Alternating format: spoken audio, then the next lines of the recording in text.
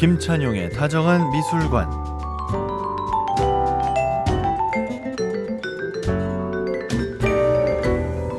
미술관에 깃든 사람과 풍경, 예술에 대한 이야기 들려드립니다. 오늘도 다정한 미술관 함께 가보시죠. 김찬용 도슨트님 나오셨습니다. 어서 오세요. 안녕하세요. 반갑습니다. 지난 시간에는 그 데미안 허스트 전시가 시작되기 전에 작가에 대해서 또 작품에 대해서 설명을 해주셨습니다. 전시가 생각보다 엄청 화제예요. 다녀온 사람도 많고 뭐 인스타 보고 있으면 계속 올라옵니다, 사진이. 네, 사실 뭐 좋은 의미에서도 그리고 좀 비판의 의견들도 뭐 꽤 있기는 있는데요. 네. 어떤 이유에서든 되게 이슈되고 있는 건 분명한 것 같고요.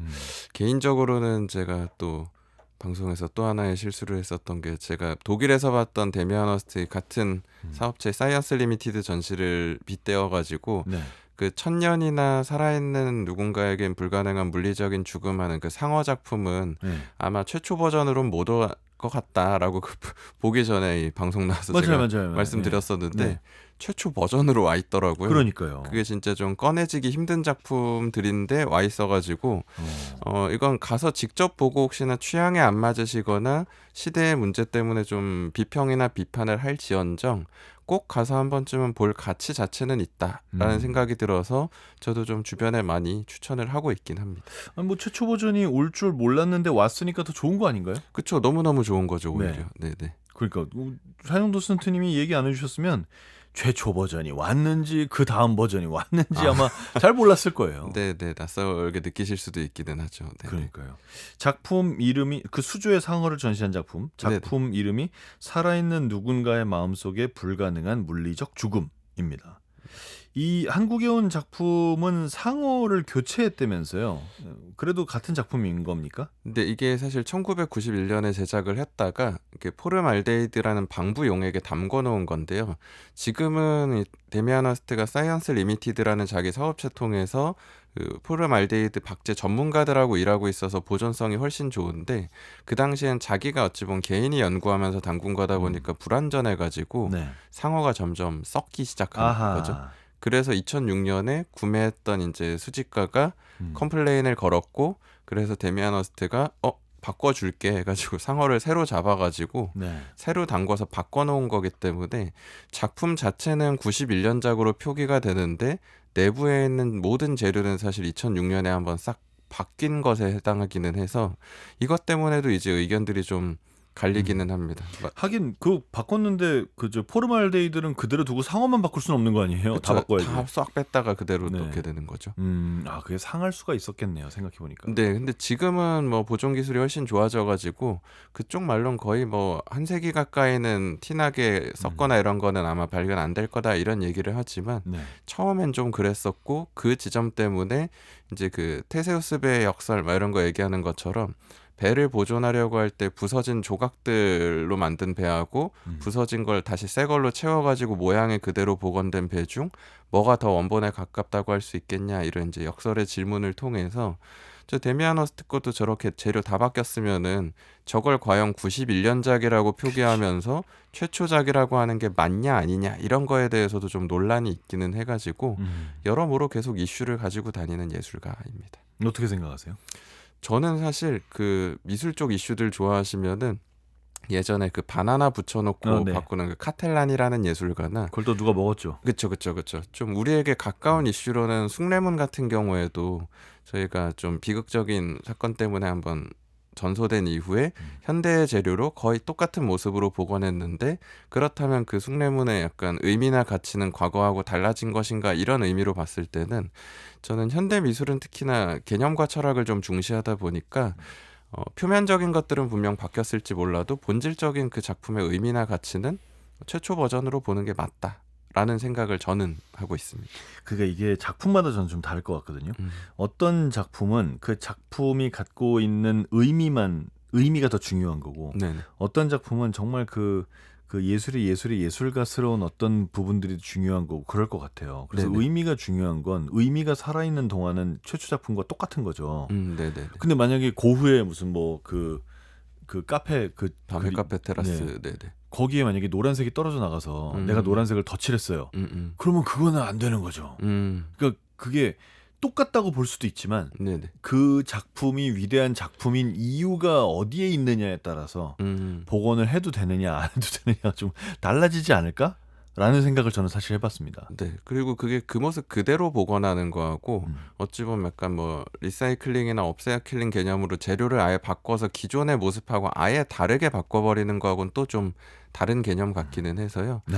그 데미안 허스트의 상어로 된 작품은 아무래도 다른 상을 잡아왔기 때문에 조금은 달라 보일 줄 몰라도 뼈대하고 전체적인 구조가 최초의 그렇죠. 버전 그대로기 때문에 미술계 내부에서도 그냥 최초 버전으로 인정은 하고 있다라고 보시면 될 것 같습니다. 그러게요. 상어도 뭐 비슷한 사이즈 잡아왔겠죠. 네, 그렇죠. 전시 다녀오셨죠? 그렇죠, 그렇죠. 전시도 다녀오시고 그 이후에 아예 강연도 하신다면서요. 이 전시 엄청 추천하시네요. 그러니까 추천드리는 이유가 말씀드린 미술계 내부 비판은 좀 많이 있기는 하거든요. 과연 속된 말로 지난 녹음 때도 말씀을 한번 드렸었지만 데미안 허스트란 예술가가 밀레니엄 시대의 그 어찌 보면 아우라와 가치를 현재도 그대로 유지하고 있는 건 아닌데 국가 공립미술관에서 어찌 보면 국가 자본이 사용되는 전시에 이런 작가를 지금 굳이 초대할 필요가 있냐 이런 내부 의견도 있고 워낙 약간 생명체를 재료로 많이 이용하다 보니까 이런 생명 경시나 동물 보호단체나 이런 데서도 좀 비판의 여론이 많이 있기는 한데요. 네. 이걸 다 떠나서 저는 우리나라에 어쨌든 한 세기 지난 다음에 우리가 마치 지금 팝아트 하면 앤디 워홀 떠오르는 것처럼 밀레니엄 시대 영국 YBA 했을 때 딱 핵심으로 떠오르는 데미안 허스트란 예술가의 3대 마스터피스급으로 평가받는 모든 작품을 다 국내에서 볼 수 있다는 건 미술 애호가나 저는 특히 서양화 전공했던 입장에서 순수미술 전공하는 동료나 후배들한테는 그러니까 여건 때문에라도 해외에 가서 이걸 직접 못 보는 경우도 많이 있을 거기 때문에 비평을 할지언정 직접 가서 보고 의견을 갖고 담론을 갖는 것 자체는 전 굉장히 큰 의미를 갖는다. 배움을 갖는다라고 생각해서 그래서 어떤 의미로든 보셔라라고 추천을 좀 드리고 있습니다. 비평을 하더라도 보고 와서 비평해라. 그렇죠. 네, 그러네요. 옛날에 왜 그런 거 있었잖아요. 미술 정말 좋아하는 사람들은 뭐 도쿄를 가서 작품을 봐요, 뭐 홍콩을 가서 작품을 봐요. 그런 얘기들이 있었는데 이 작품들이 어디 안 가도 되게 온 거지 않습니까? 그렇죠. 그리고 저도 뭐 주기적으로 많이는 아니더라도 유럽에 나가고 있지만 네. 그 3대 작품이라고 소개되는 게 한 점 한 점 한 점 따로 전시되는 모습들은 종종 봤는데 맞아요. 세 개를 한 번에 모은 건 저는 처음 봤어가지고 해외를 합쳐도. 네네. 그래서 그렇군요. 저는 되게 의미가 크다라고 생각을 하고 있습니다.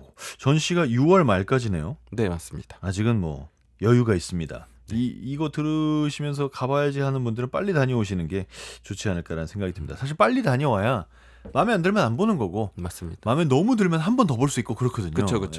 마지막에 가면 너무 마음에 들어서 한 번 더 보려고 해도 시간이 안 될 수가 있어요. 네, 그리고 지금도 엄청 복잡하긴 한데요. 뒤로 가면 갈수록 또 미루던 분들 점점 더 맞아. 뭉치게 돼 있어서 맞습니다. 지금이 그나마 좀 나으실 것 같습니다. 알겠습니다. 오늘은 어떤 이야기 준비되어 있습니까? 오늘은 조금 클래식으로 돌아가 봐도 좋을 것 같아서요. 지금 여의도 더현대 알트1에서 진행되고 있고 3월 21일부터 7월 4일까지 진행되는 렘브란트에서 고야까지 톨레도 미술관 특별전 을 좀 추천드리려고 하고요. 이게 미국 톨레도 미술관이 1901년에 개관한 공간인데 이 클래식 미술 작품, 좋은 작품 또 많이 가지고 있는 공간으로 유명해서 이 공간의 소장품 50점으로 구성되는 전시다. 라고 생각해 주시면 좋을 것 같습니다. 데미안 허스트 전시에 무슨 렘브란트에서 고야까지 진짜 우리나라에 되게 좋은 전시가 많이 있네요, 요새. 네, 확실히 요즘에 그 대캐대언의 시대를 대캐대언의 시대 뛰어넘은 이후부터 이제 네. 그 박물관이나 미술관 수요층이 되게 진짜. 넓어지기 시작한 것 같아서요.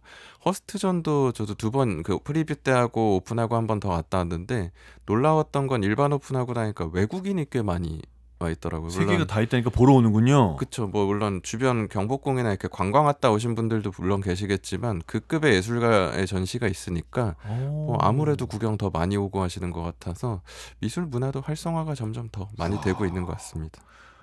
렘브란트는 그 예전에 그 일본 애니메이션의 그 예쁜 강아지 나오는 애니메이션 뭐죠? 예쁜 소년과 강아지가 서로 의지하면서 사는 네로였나? 거기 보면 플란다스에게요. 플란다스에게. 감사합니다. 네네네네. 거기 보면 렘브란트 그림 크게 걸려 있잖아요. 유사한데 살짝 비켰습니다. 그렇습니까? 그게 바로크 시대 예술이라서 그게 렘브란트 아니라 예. 같은 시대 플랑들의 라이벌 화가격인 루벤스 작품 십자가에서 루벤스. 내리는 그리스도 그거 제가 보고 뭐- 이제 네로하고 네. 그 파트라쇼하고 이렇게 하는 거여가지고 네, 그것 때문에 유명하기는 하죠. 제가 정확히 아는 게 없네요. 아닙니다, 아닙니다. 네, 아무튼 그 시대의 화가 렘브란트. 맞습니다. 정확하게 같은 시대입니다. 네, 렘브란트도 있고 고야도 있고. 네네. 실제로 이 두 분은 당연히 제목이 있으니까 당연히 있어야 그쵸, 되고. 제일 유명한 가이다 네. 보니까 그 둘이 있고요. 네. 실제로 가보시면 그 외에도 그 엘그레코라는 예술가나 국내에선 조금 낯서실 수도 있는데 그 네덜란드권에서는 뭐 이 바로크 시대의 또 다른 거장 이렇게 많이 평가받는 프란스 할스나 혹은 신고전주의란 장르의 대표학으로 평가받는 다비드나 영국의 또 낭만주의 거장 평가받는 컨스터블이나 또 풍경화 베두타라는 그 베네치아 풍경화로 엄청 유명한 카날레토 이런 좀 상징적인 고전회화 작가들이 전부 다 와 있어가지고 나는 뭐 그런 데미안 허스트나 이런 너무 현대적이고 조금은 난해하게 느껴지는 것보다는 좀 편안하게 보고 향유할 수 있는 그런 클래식한 예술이 더 좋다 하신다면은 취향에는 이쪽 전시가 훨씬 맞으시지 않을까라고 생각할 수 있을 것 같습니다. 와, 이번에도 진짜 어마어마하게 많이 오네요. 네, 아무래도 그 사실 50점이 작품이 많다고 할 수는 없을 것 같은데요. 근데 그게 한두 점씩 오더라도 좀 네임드라고 할까요? 역사적으로 좀 거장 평가를 받는 예술가들 것들만 딱 모아져서 와 있다 보니까 그런 면에선 충분히 좀 알짜배기로 여기도 보실 수 있을 것 같습니다. 그 제목은 렘브란트와 고야로 했는데 이 두 분을 특히 제목에 넣은 이유는 유명하기 때문인가요? 우리가 많이 알아서? 네, 보통은 사실 그렇게 생각해 주시면 될 것 같고요. 그죠? 예. 사실 뭐 시작점이 렘브란트란 예술가가 바로크라는 시대의 상징 작가이기도 하고 고야라는 예술가는 또 스페인 낭만주의란 장르에 영향을 미친 예술가로 평가받기도 하다 보니까 아무래도 이 전시 자체가 16세기 말 17세기 무렵부터 19세기 가까이까지를 다루고 있다 보니까 그 시작과 끝의 상징으로 제일 좀 그 시대의 상징 예술가로 이름이 들어간 게 렘브란트하고 고야다. 그리고 특히나 렘브란트는 네덜란드의 뭐 3대 거장 이런 식으로 손에 꼽히는 사람이고 또 프란시스코 고야 같은 경우에는 스페인의 또 3대 거장 중 한 명으로 손에 꼽히는 사람이기 때문에 그런 의미에서도 좀 이름이 들어갔다라고 할 수 있을 것 같습니다. 이분들 대표적인 작품 좀 소개해 주시죠.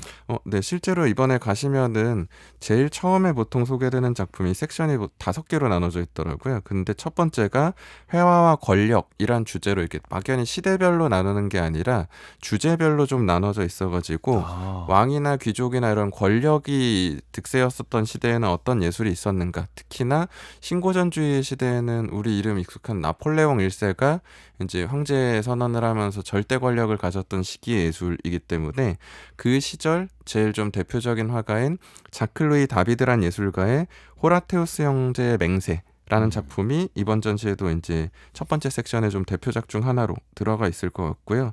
이 작품 같은 경우에는 고대 로마 시대의 진짜 전설을 바탕으로 하고 있어가지고 호라티우스 가문하고 코리아티우스 가문 간에 이제 전쟁이 벌어지게 돼가지고 이 전쟁을 우리가 너무 확대시키지 말고 각 가문에 이제 대표자 3인이 나와가지고 그 결투를 통해서 결정 짓자 해가지고 여기 지금 그려져 있는 건 호라티우스 이제 집안의 삼형제가 전쟁에 나가기 전에 이제 그 다짐을 다지고 있고 아버지가 그걸 이제 앞에서 지켜보고 있고 옆엔 어머니하고 이제 부인들 가족들이 어떤 비극이 벌어질지 모르다 보니까 되게 좀 슬퍼하는 그러게요. 비애를 느끼고 있는 모습이 딱 담겨 있는 가장 클래식한 고전 작품이라고 할 수 있을 것 같고요. 거의 좌절 중입니다. 맞습니다. 고전의 덕목을 통해서 이제 나폴레옹 1세 공화국 시절이다 보니까 공화국의 그 덕목을 어찌 보면 강조하기 위해서 고전의 그 어찌 보면 우리나라 요즘 느낌이나 현대로 얘기하자면 애국심을 좀 고양하는 목적의 그런 그림으로서 그려진 게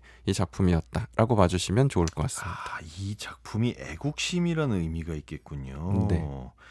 그러면 나폴레옹 시대 때 이거를 국민들에게 이야기하고 싶었다라는 뜻이기도 하겠네요. 맞습니다. 아무래도 그 당시에 이제 루브르 박물관이 시민박물관으로 전 세계에서 최초로 원래는 왕과 귀족을 위한 공간이었던 곳이 시민혁명 이후에 시민을 위한 공간으로 오픈되기 시작했다 보니까 들어와서 이제 보는 사람들도 물론 고전의 것들도 즐기겠지만 이 당시에는 TV 같은 거 없었다 보니까 회화가 뭐 좋게 얘기하면은 교화적인 측면이 있고 대놓고 얘기하면 이미지를 통해서 상대방을 좀 선동하거나 이끌고 갈 수 있는 게 대표적인 게 회화였었다 보니까 선전도 군 거죠. 그쵸. 공화국이 가지고 있는 좀 정치적인 방향이나 자기들이 원하는 좀 목적들을 그림에 많이 담아냈다라고 라고 봐주셔도 좋을 것 같습니다. 요 얘기를 듣고 나니까 회화와 권력이라는 그 주제가 너무나 잘 맞는다는 생각이 듭니다. 맞습니다. 이 호라티우스 형제 맹세가 루브르에도 있다면서요?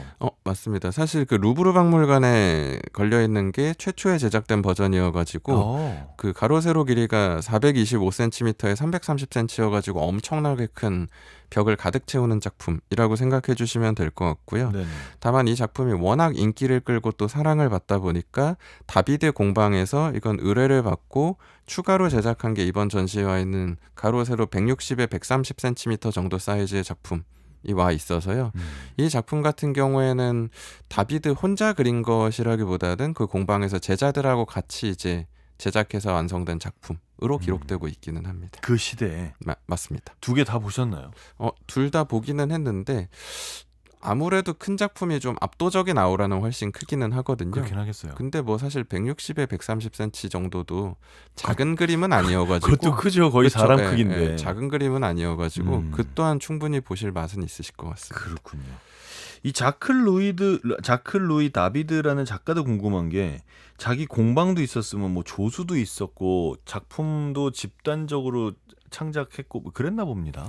맞습니다. 이 시민혁명 시대 예술가여가지고 네. 원래는 마라의 죽음이란 작품으로도 좀 유명한 예술가이긴 한데요. 다만 시민혁명 이후 이제 나폴레옹 1세가 말씀드린 황제 등극을 했을 때는 또 궁정화가가 되어가지고 어찌 보면 프랑스 정부를 위한 그림을 많이 그렸다라고 봐주시면 될 것 같아서 아마 제일 익숙하신 작품 중 하나가 나폴레옹 1세의 대관식이라는 작품하고 알프스 산맥을 넘는 나폴레옹 해가지고 되게 용맹하게 나폴레옹이 이제 그 말 위에 올라타가지고 뭐 진군하라 이런 느낌으로 그려진 게 있거든요. 말이 앞다리 들고 있는 거. 네, 근데 이것도 요즘 와가지고는 말이 많아진 게 실제 역사 기록으로는 나폴레옹은 알프스 산맥 넘을 때 조랑말 타고 좀 추위에 떨면서 겨우 넘었다라고 기록되는데 그림 속에서는 세상 제일 당당하고 용맹하게 그려져 있다 보니까 이게 그 당시에 이제 권력은 어느 시대든 이미지를 독점하고 그 이미지를 통해서 자기 어찌 보면 모습을 만들어내기 때문에 당시의 사람들은 이게 나폴레옹이라고 생각할 수밖에 없었다라고 봐주시면 될 것 같습니다. 그렇군요. 참 이렇게 이미지를 그러니까 요즘으로 치면 언론을 이용하는 거잖아요. 맞습니다. 그 맞습니다. 언론 역할을 그림이 했던 시대였으니까 그 그림을 이용해서 자기 자신도 표현하고 자기가 추구하는 국민성도 어떻게 보면 좀 강요를 하고 그래 온 거네요. 알겠습니다. 자, 오늘 첫 번째 전시 렘브란트에서 고야까지 여의도에서 진행되는 전시에 대한 이야기를 하고 있었습니다. 음악 듣고 와서 계속 이야기 나누겠습니다. 베토벤 피아노 소나타 5번 C 마이너 3악장 블라디미르 아슈케나지의 피아노 연주입니다.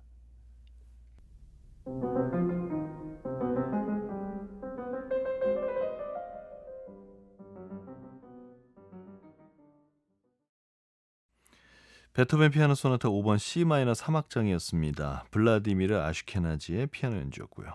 자, 오늘 한석준의 문화시대 김찬용의 다정한 미술관 렘브란트에서 고야까지 이 전시 이야기를 나누고 있습니다. 자, 나폴레옹 시대의 나폴레옹을 위한 많은 그림을 그렸던 자크 루이 다비드에 대해서 얘기를 해주셨고요. 자, 이제 렘브란트하고 고야 한번 가보죠. 어떤 작품이 와 있습니까?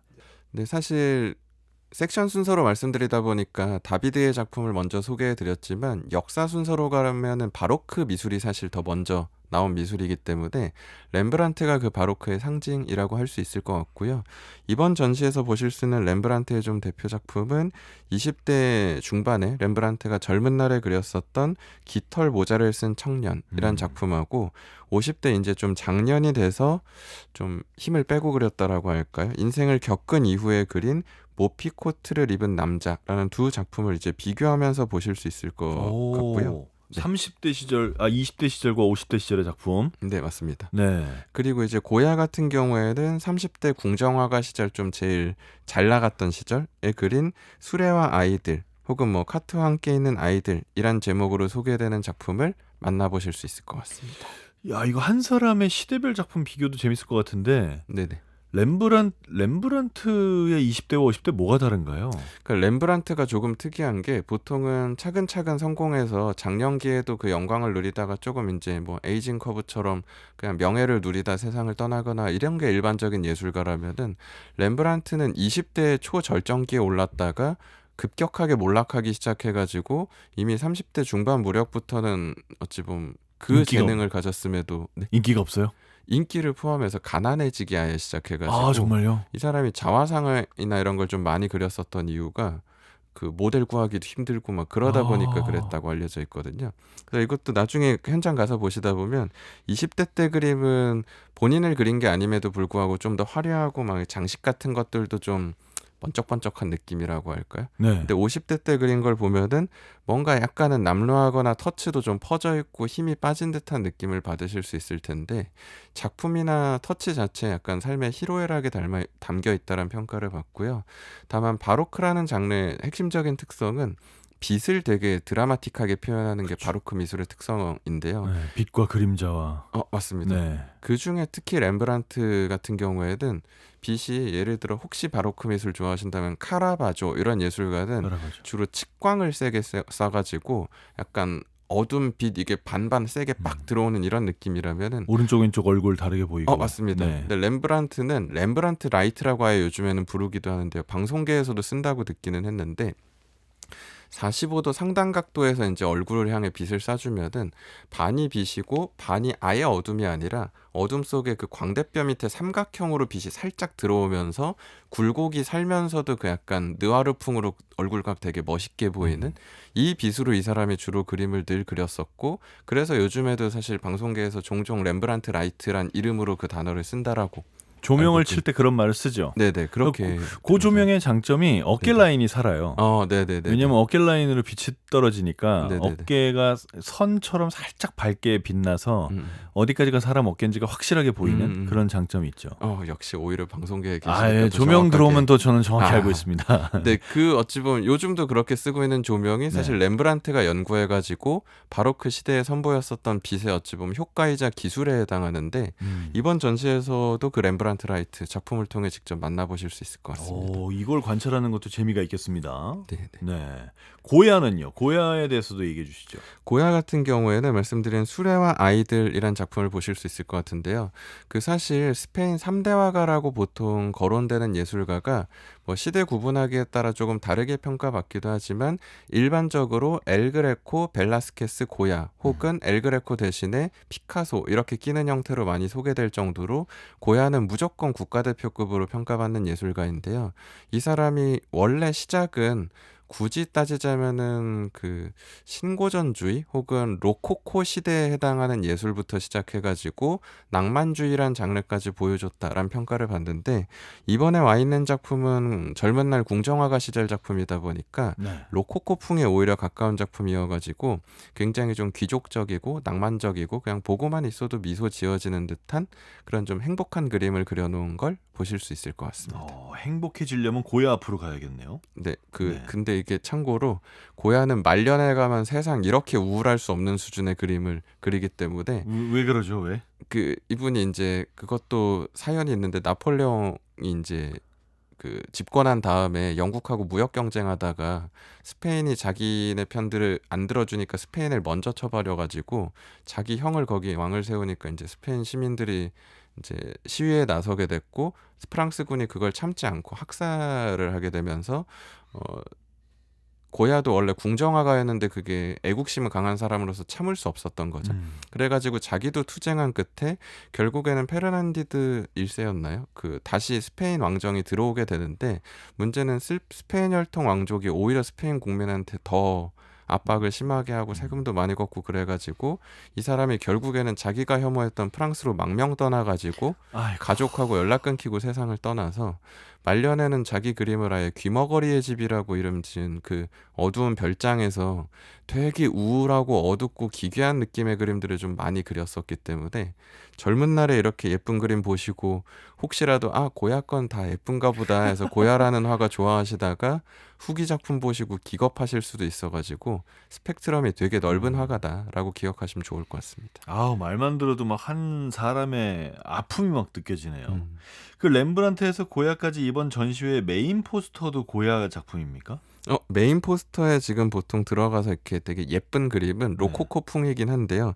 이 작품 같은 경우에는 프라고나르라는 예술가의 작품 봐주시면 될 것 같고요. 되게 스타일이 비슷해요. 그쵸. 네. 전성기에는 좀 유사한 지점이 있는데 로코코라는 장르에만 좀 한정지어서 본다면은 가장 로코코스러운 화가로 보통 손에 꼽히는 게 프라고나르이기 때문에 여기 까막잡기 놀이라고 되어 있는 이 제목이 번역되어서 그런데 이제 그 눈 가리고 술래잡기 하는 개념으로 생각하시면 돼가지고 그 농담 좀 섞어서 말씀드리자면 프라고나르의 로코코 전성기 작품들은 그 진짜 속된 말로 얘기하면 뇌 빼고 봐도 된다라고 얘기할 정도로 그 안에 뭐 종교적인 관점이나 막 시대적인 철학이나 이런 거보다는 정말 너무너무 예쁘고 낭만적이고 직관적이고. 맞습니다. 그 바로크 시대 예술이 너무 진지하고 무겁고 종교적인 이런 주제가 좀 많긴 했었다 보니까 귀족들이 이제 발언권을 갖게 됐었던 시대, 이게 프랑스에서 로코코는 활성화된 장르이기 때문에 태양왕 루이 14세가 이제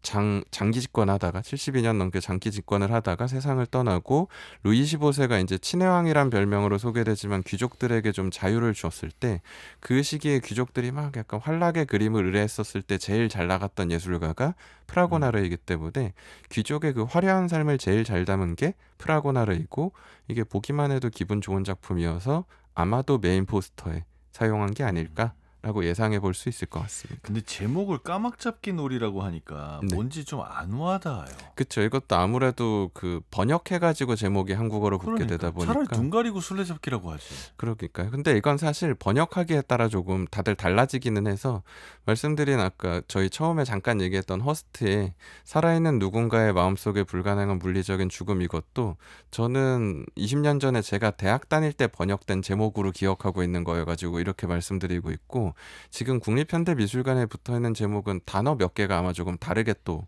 그러니까 그 단어 순서, 배열 이런 게 조금 다르게 번역되기도 해가지고 해외 작품 제목은 그 번안되기에 따라 약간 느낌이 달라지는 것 같긴 합니다. 자, 이렇게 정말 많은 거장들의 작품을 볼 수 있는 전시고, 저는 이 시대의 작품들이 그 미술을 잘 모르는 저 같은 사람들한테 진짜 편한 건 뭘 생각할 필요가 없어요. 네네. 뭘 알아야 될 필요도 없고, 우리 그 바나나를 벽에 붙여서 바나나가 벽에 붙은 이유가 뭘까? 다른 많은 과일 중에 특별히 바나나를 붙인 이유가 뭘까? 이런 거 생각해야 되잖아요. 맞습니다. 근데 그럴 필요 없이 예쁘다, 좋다, 이건 색이 왜 이래? 이건 마음에 든다. 이렇게 그냥 편하게 볼 수 있으니까 좋더라고요. 근데 저는 이걸 시기별로 비교하면서 넓게 보시기 시작하다 보면 점점 더 약간 현대미술을 자연스럽게 또 좋아하는 지점도 생기실 것 같아서 추천드리고 싶은 게, 이 예술들도 그 시대에는 가장 최신에 해당하는 것들이었잖아요. 그럼요. 진보의 상징이었었는데 세월이 지나고 보니까 우리에겐 이제 고전이 되어가지고 분석도 많이 되고 왜 그렸는지 어떤 의미가 있는지가 훨씬 폭넓게 많이 알려져 있다 보니까 조금 더 편안하게 보게 되는데, 현대에 가까운 미술일수록 상대적인 분석도 덜 돼 있고 우리가 좀 낯설게 느끼기도 하다 보니까 좀 불편하거나 어렵게 느껴지는 지점이 많이 있다고 생각하거든요. 근데 막상 우리 시대에 우리에게 필요한 질문이나 철학을 던지고 있는 건 오히려 이 시대 예술에 더 가깝기는 하다 보니까 뭐가 무조건 좋다는 없는 것 같거든요. 음악 들으실 때도 나는 뭐 클래식 공연이 훨씬 좋아 하시는 경우도 있고, 나는 뭐 힙합이나 완전 현대 가요 같은 거나 아니면 아예 요즘 실험 음악들이 좋아 하시는 경우들도 있다 보니까 무엇을 더 좋아하는 건 사실 전혀 상관은 없지만 전 이왕이면 고전 보시다가 그 시대 이런 사람들의 상상력에 호기심이 많이 생기셨다면은 그럼 예술가들은 현대에는 왜 말씀하신 것처럼 바나나 같은 걸 이런 걸 붙여놓음으로써 우리 시대에 우리가 뭘 철학하게 만들고 싶을까, 이런 것에 조금 호기심을 가져보기 시작하다 보면은 오히려 요즘 너무 도파민 중독 시대이다 보니까 이때 한 번씩 약간 뇌에 자극을 주는 그런, 실제로 얼마 전에 보다 보니까 그 정재승 교수님이나 이런 심리학자분들이 이런 문화예술 향유가 요즘 점점 더 중요해지는 게 너무 화려한 정보하고 좀 많은 자극 이미지를 보다 보니까 뇌가 천천히 좀 멈춰서 사고하고 좀 어찌 보면 사유하는, 철학하는 기능을 하는데 미술이나 이런 예술이 참 좋다라고 추천을 많이 하시는 것 같아서 그런 의미에서는 뭐 어느 시대든 향유하는 것 자체가 더 좋은 것 같긴 합니다. 참 이렇게 지금 말씀하신 거가 그 부분이 되게 와닿네요. 그러니까 지금 우리가 생각할 때 고전이라고 생각되는 작품들도 그 당시에는 최신 유행이었다. 네네. 네. 그 생각 안 해봤네요. 근데 뭐 모든 시대가 사실 그런 것 같긴 한데요. 약간 특징적인 부분이 아까 예를 들어 그냥 잠깐 번외로 빠져보자면 권력을 우리가 얘기를 하면서 나폴레옹 시대에는 나폴레옹이 이제 아이콘이었다 보니까 그려줬고, 더 과거로 가면은 종교가 권력이었다 보니까 그렇죠. 뭐 예수님이나 성인들이 그려지는 그런 시대였다면은 앤디 워홀 이런 예술가가 많이 그려지는 이유는 앤디 워홀은 TV라는 매체가 처음 나왔었던 시대에 TV가 나오니까 사람들은 더 이상 권력자를 선망하는 게 아니라 TV에서 나오는 박수 받는 저런 사람들을 아이콘으로 이 시대의 상징이라고 보는구나 라는 현상에 집중해가지고, 혹은 자본주의 시대가 되니까 소비 매체를 저렇게 열광하면서 소비하는구나 해서 뭐 코카콜라 그리고 이런 식으로 마릴린 먼로 봤었다면 그리고 맞습니다. 심지어 그게 마릴린 먼로라는 인물을 뛰어넘어서 코카콜라나 그 토마토 소스 캔 맞습니다. 같은 맞습니다. 그런 그 사물에까지도 그게 가는군요. 그쵸. 근데 이게 더 우리 시대에 와서는 잠깐 빠진 얘기긴 하지만 다시 살짝 건들자면, 데미안 허스트 작품 가보시면 알약 같은 거 되게 많이 그려놨거든요. 그러니까 허스트는 밀레니엄 시대의 예술가이다 보니까 생각해보면 이제 조금 먹고 살만해지고 선진국들 같은 경우에는 안정화가 되기 시작하다 보니까 막연한 선망보다는 이제 이런 삶이라면은 좀 오래 살고 싶고 더 나는 장수하고 싶다, 이런 생존 욕망이 되게 커지기 시작하게 되고, 그 욕망을 대표적으로 담아내는 게 뭐 의약품 같은 것에 대한 믿음을 갖는다는 거죠. 그래서 예를 들어서 식약품 뭐 안정처에서 뭐 인증했다 이런 식으로 표기돼 있으면은 실제 그 약이 나한테 어떤 효과가 있는지 자기가 완벽히 모르더라도 먹으면 난 건강해질 거야, 회복될 거야 라는 믿음으로 사실 소비하고 있는 게 의학이기도 하다 보니까, 어찌 보면 데미안 허스트는, 그러니까 그 앤디 워홀은 연예인이나 소비가 신이 되어버린 시대를 표현했다면, 그 데미안 허스트는 과학 기술이 신이 되어버려가지고 그걸 맹신하는 시대를 그런 식으로 건드는 거다라고 보시면 좋을 것 같아서, 이게 시대에 따라서 표현하는 철학이 늘 달라지는 것 같습니다. 지금 얘기해 주신 걸 들으니까 또 좀 더 생각이 확장이 되네요. 자, 다시 전시로 돌아가서 얘기를 하자면 렘브란트에서 고야까지 이 정말 다양한 작품들의 전시를 볼 수 있는데, 개인적으로 좋아하시는 거 있었습니까? 개인적으로는 저는 이 시기 회화 작품 중에서는 영국 회화를 좀 좋아하는 편이고요. 영국 회화 모든 시대를 합쳐서 영국을 좋아하시잖아요. 영국 독일을 사실 저는 굉장히 좋아하는 편이긴 한데. 파악했습니다. 맞습니다. 네. 가서 보시면은 아마 좋아하실 만한 작품이 영국 상징화가인 조지프 말러드 윌리엄 터너라는 예술가의 작품을 좀 보실 수 있을 것 같아가지고 가시면은 굉장히 아름다운 풍경도 보실 수 있을 것 같고, 터너의 작품 같은 경우에는 베니스의 camposanto라는 작품이 이번에 와 있는 걸로 직접 가면 보실 수 있을 것 같은데요. 터너는 예술가의 풍경의 좀 특성이, 우리가 보통 풍경을 그리더라도 인간 중심으로 그릴 수도 있을 텐데 윌리엄 터너의 작품 속의 인간이나 혹은 존재를 자세히 보시다 보면 거대한 대자연 속의 인간을 정말 되게 작은 존재로 그려놔가지고, 결국에는 이 커다란 자연 앞에서 인간은 이렇게나 어찌 보면 보잘것없는 미약한 존재다라는 깨달음이라고 할까요? 한 번씩 비워냄을 전달해주는 예술가가 터너다라고 생각을 개인적으로 하고 있고요. 혹시라도 미술상 같은 거 좋아하신다면은 최고 권위상 중 하나라고 몇 통 평가받는 영국의 터너상이라는 터너 프라이즈도 이 윌리엄 터너의 이름을 따서 만든 거기 때문에 그만큼 역사적 상징성도 큰 예술가 로 봐주셔도 괜찮을 것 같습니다. 영국에서도 매우 존중하는 그런 분인가 보네요. 맞습니다. 영국에서는 그냥 가장 영국을 상징하는 국민 화가로 1순위로 손에 꼽는 게 아무래도 터너가 되지 않을까라고 생각할 수 있을 것 같고요. 혹시 추상미술 좋아하신다면은 마크 로스코 이런 예술가가 그리는 그런 색으로 되어 있는 선만 하나 그어져 있는 추상들이 터너가 색으로서 보여주는 수평선이나 지평선과 같은 이런 색의 효과가 영향이 있다라고 평가받기 때문에, 실제로 영국 테이트 브리튼이나 내셔널 갤러리 가시면 마크 로스코 작품하고 터너 작품을 같이 걸어서 늘 비교하듯 세팅해 놓기 때문에 이번 전시에서 이 터너의 오묘한 그 자연을 표현하는 색감을 한번 느껴보시는 것도 매력이 되지 않을까 싶습니다. 근데 영국 작가인데 활동은 주로 이탈리아에서 했나 봐요. 주로 이탈리아에서 한 건 아니고요. 좀 돌아다니면서 하셔가지고 이번에는 베니스 풍경으로 와 있는데요. 영국 가서 보시거나 다른 전시에서 보셨을 때는 런던 뭐 국회의사당 풍경 그린 것도 있고요. 프랑스 풍경 그린 것도 있고 서유럽권에서 주로 좀 많이 활동을 했다라고 봐주시면 좋을 것 같습니다. 그러네요. 저는 대표작이 베니스의 camposanto라면 그쪽에서 활동하셨나라는 생각이 이번 들었습니다. 전시에 온 작품이 이 베니스의 camposanto로 봐주시면 될 것 같습니다. 그 방금 얘기 중에 말씀하신 그 카날레토는 어떤 분입니까?